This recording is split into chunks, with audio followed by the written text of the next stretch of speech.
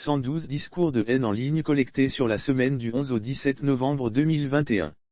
Une baisse, 17%, alors que l'échantillon des pages, profils et groupes observés s'est agrandi pour atteindre 211 espaces.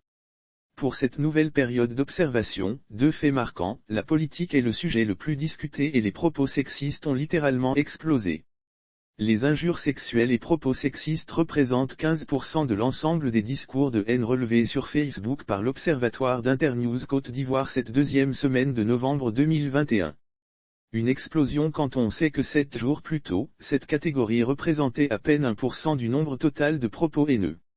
Autre observation du monitoring de la semaine du 11 au 17 novembre, la politique est le sujet le plus discuté. Entre le congrès du Front populaire ivoirien, l'affaire de corruption dans une structure publique, les sorties d'un cybermilitant politique très connu et la célébration de la journée de la paix, les internautes ne se sont pas ennuyés sur la toile. D'ailleurs, 5 parmi ces sujets représentent à eux seuls 81% des discours haineux observés cette semaine. En plus de la politique, les discussions monitorées par Internews Côte d'Ivoire ont porté sur des faits de société, essentiellement le déguerpissement des populations de Koumassi, l'actualité people, la géopolitique et le sport, élimination des éléphants de la course pour le mondial 2022. Pour ce qui est de l'évolution des discours de haine, malgré la baisse générale, 4 catégories sont en hausse.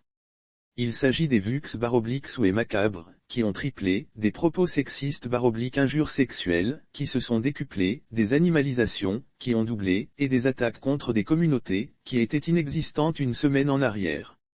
En face, 4 autres typologies de propos haineux sont en baisse.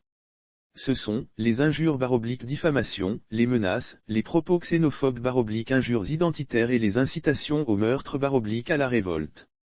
Tous ces discours de haine ont été exprimés principalement sur des pages, 81%, et dans des groupes, 19%.